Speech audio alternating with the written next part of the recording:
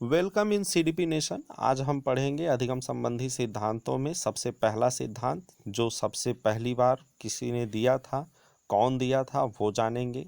ये सिद्धांत कहता क्या है, इस सिद्धांत के बारे में जानेंगे। ये किस पर प्रयोग किया गया था। आपको बता दें कि सीडीपी या चाइल्ड डेवलपमेंट में जितने भी सवाल आते हैं या जितने सवाल पूछे जाते हैं, उसमें से सबसे ज़्यादा महत्वपूर्ण टॉपिक है थार्नडाइक की। तो आप बाल विकास का सबसे महत्वपूर्ण सेशन देखने जा रहे हैं, सबसे महत्वपूर्ण सवालों को देखने जा रहे हैं। अपना धैर्य बना के रखिए और आगे आगे पढ़ना शुरू करते हैं। तो एडवर्ड ली थार्नडाइक ने जिस सिद्धांत को दिया था, उस सिद्धांत का नाम है उद्दीपन अनुक्रिया का सिद्धांत। क्या नाम है? उद्दीपन अनुक्रिया का सिद्धांत। किया क्या गया था, इसमें एक सफ़ेद बिल्ली पर प्रयोग किया गया, जिसे एक बंद पिंजरे में रख दिया गया।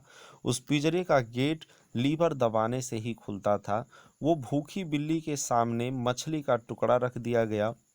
उस मछली को पाने के लिए बिल्ली तरह तरह से प्रयास करती है और अचानक उस लीवर पे हाथ पड़ने से दरवाज़ा खुलता है और वो भोजन को पा लेती है।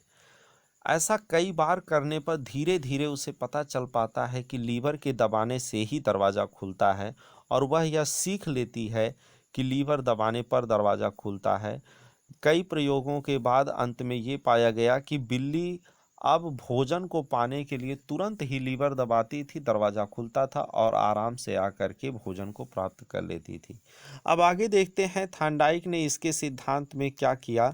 तो थार्नडाइक ने प्रयोग किया भूखी सफ़ेद बिल्ली पर। अभिप्रेरक कौन था? तो अभिप्रेरक थी भूख, और उद्दीपक क्या था? उद्दीपक मछली थी। उद्देश्य या लक्ष्य क्या था?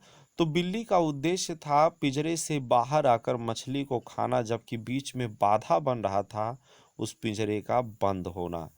उपनाम की अगर बात करें तो इसको कहते हैं इंग्लिश में स्टिमुलस रिस्पॉन्स थ्योरी। इसी का शॉर्ट फॉर्म है एसआर थ्योरी। आपसे कई बार पूछा गया है कि एसआर थ्योरी किसने दी है, तो एसआर थ्योरी थार्नडाइक की दी हुई है। इसी सिद्धांत को अधिगम बंध का सिद्धांत, संबंधवादी सिद्धांत, संयोजनवादी सिद्धांत, आवृत्ति का सिद्धांत, प्रयास व त्रुटि का सिद्धांत, प्रयत्न व भूल का सिद्धांत, सही अनुक्रिया चयन का सिद्धांत, चयन का सिद्धांत, चयन एवं संयोजन का सिद्धांत, ठोस अधिगम का सिद्धांत भी कहते हैं। इनमें से अनेकों नाम हैं। देखते हैं थार्नडाइक ने अपने प्रयोग के बाद क्या निष्कर्ष निकाला। तो उन्होंने दो निष्कर्ष बताए। पहला, उन्होंने कहा कि अधिगमकर्ता आंतरिक रूप से प्रेरित होना चाहिए, जैसे बिल्ली का भूखा होना। अगर बिल्ली भूखी नहीं होती तो अनुक्रिया नहीं करती और सीख नहीं पाती। दूसरा निष्कर्ष इन्होंने कहा कि उद्दीपक प्रभावशाली होना चाहिए, तभी अधिगमकर्ता बार बार प्रयास करेगा, और जब बार बार प्रयास करेगा तो सीख जाएगा। अगर अभी तक आपने मेरे चैनल को सब्सक्राइब नहीं किया है तो चैनल को सब्सक्राइब कर लीजिए, लाइक और शेयर भी कर दीजिए। अगली टॉपिक देखते हैं कि इनके सिद्धांत से विशेष क्या रही। अब देखिए, विशेष में या नोट में पहली पॉइंट है कि थार्नडाइक अमेरिका के कोलंबिया विश्वविद्यालय में विज्ञान विषय के प्रोफेसर थे। कहाँ ये प्रोफेसर थे? तो कोलंबिया विश्वविद्यालय में विज्ञान विषय के प्रोफेसर थे। प्रयोजनवाद या संबंधवाद विचारधारा के प्रतिपादक या जनक भी कौन है? थार्नडाइक है। प्रयोजनवाद के जनक कौन है या संबंधवाद विचारधारा के जनक कौन? तो थार्नडाइक है। व्यवहारवादी या अधिगम के सिद्धांत के जनक कौन? थार्नडाइक। थार्नडाइक पशु पर प्रयोग करने वाले, अभी तक किसी ने प्रयोग ही नहीं किया था। पहली बार किसी ने प्रयोग किया मनोविज्ञान के क्षेत्र में कुछ अधिगम से संबंधित, और वो भी हुआ जानवर पे। तो थार्नडाइक पशु पर प्रयोग करने वाले, यानी बिल्ली थी ना, तो पशु पर प्रयोग करने वाले प्रथम मनोवैज्ञानिक थे। अतः इन्हें पशु मनोविज्ञान का पितामह भी कहते हैं। अगर जनक आ जाए तब भी सही है, बहरहाल इन्हें पशु मनोविज्ञान का पितामह भी कहते हैं। थार्नडाइक ने उपरोक्त दोनों निष्कर्षों के पक्ष में अपनी पुस्तक एजुकेशन साइकोलॉजी के नवीन संस्करण, किसमें? नवीन संस्करण में। ये पुस्तक आप ध्यान में रखेंगे, ये पुस्तक बहुत ही इंपॉर्टेंट है, एजुकेशन साइकोलॉजी। अब देखिए, एजुकेशन साइकोलॉजी को हिंदी में कहते हैं शिक्षा मनोविज्ञान, और इसी के आधार पर थार्नडाइक को शिक्षा मनोविज्ञान का जनक भी कहा जाता है। तो आप इसे याद रखेंगे। एजुकेशन साइकोलॉजी के नवीन संस्करण में 2013 में सीखने के 3 मुख्य नियम और 5 गौड़ नियम दिए। अब एजुकेशन साइकोलॉजी की बात अगर कही जाए तो एजुकेशन साइकोलॉजी का जो फर्स्ट पब्लिकेशन था वो आया था 1903 में। कब आया? 1903 में। यानी थांडाइक ने अपने सिद्धांत के बारे में 1903 में ही बताया। बहरहाल उसमें बहुत ज़्यादा विस्तृत या बहुत ही ज़्यादा डिटेल नहीं बताई गई, लेकिन जब एजुकेशन साइकोलॉजी की सेकेंड पब्लिकेशन आती है 1913 में, जब 1913 में एजुकेशन साइकोलॉजी दोबारा रीप्रिंट होती है तो उस समय थांडाइक ने 3 प्रमुख और 5 गौड़ नियमों को पूरे विस्तार और व्यवस्थित रूप में बताया। इसीलिए कहा गया कि थांडाइक ने दोनों निष्कर्षों के पक्ष में अपनी पुस्तक एजुकेशन साइकोलॉजी के नवीन संस्करण जो 2013 में आई उसमें 3 मुख्य नियम तथा 5 गौड़ नियम बताए। ठीक है, तो नवीन संस्करण 1913 में आया जबकि पहली बार 1903 में आया था। आगे देखते हैं सीखने के मुख्य नियम कौन से हैं। तो पहला नियम कहता है, वैसे तो 3 नियम है जिसमें से पहला नियम कहता है तत्परता या तैयारी का नियम। क्या कहता है ये नियम, देख लेते हैं। जब तक अधिगमकर्ता अधिगम करने के लिए स्वतः तैयार नहीं होता है तब तक उसे अधिगम नहीं कराया जा सकता। कब तक अधिगम नहीं कराया जा सकता? जब तक वो तैयार नहीं होगा। यानी अधिगम करने के लिए किसी का भी खुद से तैयार होना ज़रूरी है। एग्जाम्पल जैसे खिलाड़ी को मैदान में भेजा जा सकता है किंतु उसे अच्छा खेलने के लिए बाध्य नहीं किया जा सकता। एक और एग्जाम्पल देखिए, जैसे ज़बरदस्ती आप घोड़े को तालाब तक तो ले जा सकते हैं लेकिन पानी पीने के लिए उसे विवश नहीं कर सकते हैं। तो ज़रूरी क्या है? अधिगम करता खुद अधिगम के लिए तैयार होना चाहिए। दूसरा नियम है अभ्यास का नियम। अब अभ्यास का नियम क्या कहता है? अभ्यास का नियम कहता है किसी भी कार्य को सीखने के लिए धैर्य के साथ अभ्यास करना आवश्यक है।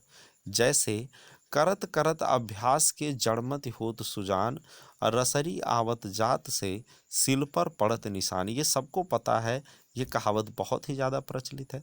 तो अगर आप अभ्यास कर रहे हैं, धैर्यपूर्वक अभ्यास कर रहे हैं तो कठिन से कठिन विषय वस्तु को भी सीख सकते हैं।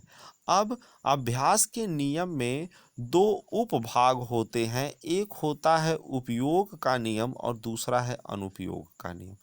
अब ये उपयोग का नियम और अनुपयोग का नियम क्या है? तो अभ्यास 2 तरह के होते हैं। एक अभ्यास वो होता है जो आगे चल के काम आए और एक अभ्यास वो होता है जो आगे चल के काम ना आए। यानी जब हम अभ्यास द्वारा किसी ऐसे अधिगम को प्राप्त करते हैं जिसका भविष्य में उपयोग करते हैं तो वह उपयोग के नियम के अंतर्गत आता है, और जिसका उपयोग नहीं करते हैं वह अनुप्रयोग के या अनुपयोग के नियम के अंतर्गत आता है। अगले नियम की तरफ चलते हैं। अभी तक अगर आपने मेरे चैनल को सब्सक्राइब नहीं किया है तो प्लीज़ सब्सक्राइब कर लीजिए और ज़्यादा से ज़्यादा शेयर कीजिए ताकि सबको टाइम पर एक मार्गदर्शन मिल सके। तीसरा नियम कहता है प्रभाव या परिणाम का नियम। अब ये क्या कहता है? ये कहता है कि अधिगमकर्ता की अनुक्रिया उद्दीपक के प्रभाव का परिणाम है। किसका प्रभाव है? उद्दीपक के प्रभाव का परिणाम है। जैसा उद्दीपक का प्रभाव होगा उसी के अनुरूप अनुक्रिया होगी या व्यक्ति क्रिया करेगा। जैसे भूखी बिल्ली पर उद्दीपक या मछली का प्रभाव। ठीक, अब प्रभाव का नियम भी 2 तरह में बंट गया। पहला है संतोष का नियम, दूसरा है असंतोष का नियम। तो प्रभाव के नियम को ही परिणाम भी कहते हैं। परिणाम यानी रिजल्ट। तो रिजल्ट 2 तरह के हो सकते हैं, एक तो वो रिजल्ट जिससे आप संतुष्ट हो जाएं और एक वो रिजल्ट जिससे आप संतुष्ट न हो। तो ये संतोष का नियम और असंतोष के नियम का मतलब क्या है कि अधिगमकर्ता को जब संतोषप्रद परिणाम मिलता है तो वह पुनः प्रयास करता है और जल्दी सीखता है, जबकि असंतोषजनक परिणाम प्राप्त होने पर वह पुनः प्रयास नहीं करता है जिससे अधिगम बाधित हो जाता है। थांडाइक के प्रभाव तथा परिणाम के नियम को सर्वश्रेष्ठ नियम माना जाता है। ध्यान देने वाली बात है कि थांडाइक का सर्वश्रेष्ठ नियम कौन सा है? तो थांडाइक का सर्वश्रेष्ठ नियम है प्रभाव या परिणाम का नियम। अगला देखते हैं सीखने के गौड़ नियम। अब सीखने के गौड़ नियम क्या है? मुख्य नियम आपने देख लिया। मुख्य नियम 3 थे। पहला नियम था तत्परता का नियम, दूसरा नियम अभ्यास का नियम और तीसरा परिणाम या प्रभाव का नियम, जिसमें से सर्वश्रेष्ठ क्या है? प्रभाव या परिणाम का नियम। अब देखते हैं सीखने के गौड़ नियम कौन से हैं। तो सीखने का गौड़ नियम 5 है, जिसमें से पहला है बहु अनुक्रिया या बहु प्रतिक्रिया का नियम। यह नियम कहता है कि किसी भी कार्य को सीखने के लिए बहुत बार प्रयास करना बहु अनुक्रिया कहलाता है। जैसे टाई बांधना, साइकिल चलाना, चलना सीखना। अब इसमें क्या हो रहा है कि टाई बांधने का अगर एग्जाम्पल देखें तो टाई बांधना हम आप एक बार में नहीं सीख पाए, लेकिन उसे सीखने के लिए हमने कई बार कई तरह से प्रयास किया। तो यही बात कहता है बहु अनुक्रिया का नियम। दूसरा जो नियम है बहुत ही महत्वपूर्ण नियम है। दूसरा नियम है मनोवृत्ति, चित्तवृत्ति, मानसिक स्थिति या मानसिक विन्यास का नियम। आपसे पूछा गया था मानसिक विन्यास का नियम किसने दिया है? तो मानसिक विन्यास का नियम थार्नडाइक का दिया हुआ है। ये बहुत ही इम्पोर्टेंट है। अब ये नियम कहता है कि किसी भी बात या कार्य को हम उसी अनुपात में सीख पाते हैं। ध्यान दीजिएगा कि उसी अनुपात में सीख पाते हैं जिस अनुपात में सीखने के लिए मानसिक रूप से तैयार होते हैं। कितना? सीखने के लिए मानसिक रूप से तैयार, यानी हम जितना मान लेंगे उतना ही सीख पाएंगे। तभी तो कहा गया है कि मन के हारे हार है, मन के जीते जीत। तो मानसिक विन्यास या मनोवृत्ति का नियम क्या कहता है कि आप जितना सीखने के लिए तैयार होते हैं उतना ही आप सीख पाते हैं। तीसरा नियम है आंशिक क्रिया का नियम। आंशिक क्रिया का नियम क्या कहता है? यह नियम कहता है कि व्यापक विषय वस्तु या कार्य को अंशों या भागों में बांट देना चाहिए। जैसे बूंद बूंद से घड़ा भरता है। ठीक। अब इसमें महत्वपूर्ण क्या है? तो इसमें महत्वपूर्ण है कि अंश से पूर्णता की ओर जो एक नियम है, अंश से पूर्णता की ओर जो शिक्षण सूत्र है, इसी नियम पर आधारित है। आप शिक्षण सूत्र कई पढ़े, उसमें से एक शिक्षण सूत्र है अंश से पूर्णता की ओर। तो ये शिक्षण सूत्र किस पर आधारित है? थार्नडाइक के आंशिक क्रिया के नियम पर आधारित है। ये नियम क्या कहता है कि किसी भी बड़ी विषय वस्तु को छोटे छोटे उपभागों या भागों में विभक्त कर देना चाहिए ताकि वो आसानी से सीखा जा सके। अब जैसे हम खाना खाते हैं, थाली में खाना खाते हैं, कहने के लिए एक थाली खाना खाते हैं, लेकिन एक थाली खाना हम एक बार में या एक ही निवाले में नहीं खा सकते। लेकिन अगर उसे छोटे छोटे निवाले या छोटे छोटे भाग में कर दिया जाए तो एक थाली खाना क्या, दो थाली खाना भी आप खा सकते हैं। अगला नियम क्या कहता है? अगला चौथा नियम है और वो कहता है कि आत्मीकरण, आत्मसात या सदृश अनुक्रिया का नियम। यानी हम तब कोई चीज जल्दी जल्दी सीख लेते हैं जब हमें लगता है कि अरे ये तो वैसा ही है या हम तो इसको जानते हैं। यानी ये नियम कहता है कि नवीन ज्ञान का संबंध, यानी जो आप सिखाने जा रहे हैं, नवीन ज्ञान का संबंध पूर्व ज्ञान से जोड़ते हुए सिखाना या सीखना आत्मीकरण कहलाता है। जैसे असफलता से ही सफलता मिलती है। जब आप असफल होंगे तो उस क्षेत्र से परिचित होंगे और वही परिचय अगली बार आपको सफल होने में आपकी मदद करेगा। अब इसमें महत्वपूर्ण ये है कि ज्ञात से अज्ञात की ओर शिक्षण सूत्र तथा प्रस्तावना प्रश्न का निर्माण इसी नियम पर आधारित है। किस नियम पर आधारित है? आत्मीकरण या सदृश्य के नियम पर आधारित है। किसने दिया? थार्नडाइक ने। क्या आधारित है? ज्ञात से अज्ञात की ओर शिक्षण सूत्र और प्रस्तावना प्रश्न का निर्माण। ठीक। अब पांचवा और अंतिम जो नियम है थार्नडाइक का, वो है साहचर्य परिवर्तन का नियम। साहचर्य परिवर्तन का नियम क्या कहता है? साहचर्य परिवर्तन का नियम कहता है कि सीखने की परंपरागत विधा में थोड़ा सा परिवर्तन करने पर भी सीखना उसी प्रकार जारी रहता है जिस प्रकार की पहले। अब जैसे मीरा मोहन की बांसुरी से उसी प्रकार प्रेम करती है जैसे कि मोहन से। यानी चाहे मीरा को मोहन मिल जाए या बांसुरी, दोनों में प्रेम से कोई भेदभाव नहीं है। अब शैक्षिक उपयोग देख लेते हैं। सबसे ज़्यादा महत्वपूर्ण तो यही बात रहती है कि हम किसी भी तथ्य को क्यों पढ़ें या क्यों जानें। शैक्षिक उपयोग क्या है? तो शैक्षिक उपयोग इस सिद्धांत में जो पहला उपयोग है वो ये है कि यह कमजोर और मंद बुद्धि बालकों को सिखाने में सहायक है। यह सिद्धांत कमजोर और मंद बुद्धि बालकों को सिखाने में सहायक है। अगर बालक एक बार में नहीं सीख पाया तो उसे बार बार प्रयास करवाएंगे और वो सीख जाएगा। यह कठिन विषय वस्तु को सिखाने में सहायक है। अगर विषय वस्तु बहुत कठिन है, एक बार में नहीं समझ में आई, तो दोबारा प्रयास करेंगे, नहीं आया तीसरी बार प्रयास करेंगे, नहीं आया चौथी बार प्रयास करेंगे। यानी प्रयास एवं त्रुटि का सिद्धांत, बार बार प्रयास करेंगे, त्रुटियां होंगी और आखिरकार सीख ही जाएंगे। सकारात्मक दृष्टिकोण का सिद्धांत, सकारात्मक दृष्टिकोण कैसे?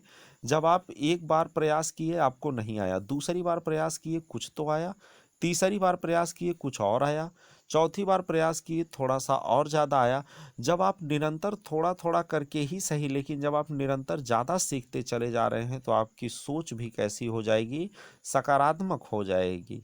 अनुभव से लाभ उठाने में सहायक, ये सिद्धांत कहता है कि व्यक्ति पूर्व ज्ञान के आधार पर नवीन ज्ञान सीखता है।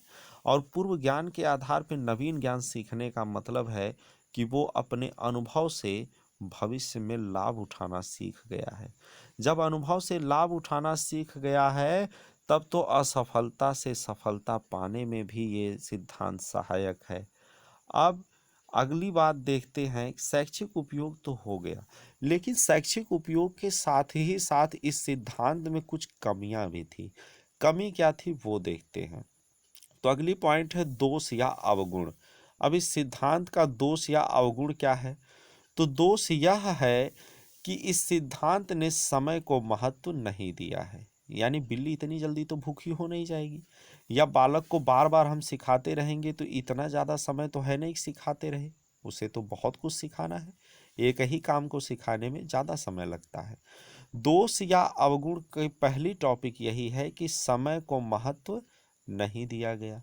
साथ ही एनसीएफ 2005 कहता है कि शैक्षिक प्रणाली को रटंत प्रणाली से मुक्त कर दिया जाए। यानी बच्चे के रटने पर जोर न दिया जाए बल्कि समझने पर जोर दिया जाए। जबकि थांडाई का यह सिद्धांत रटने पर जोर देता है।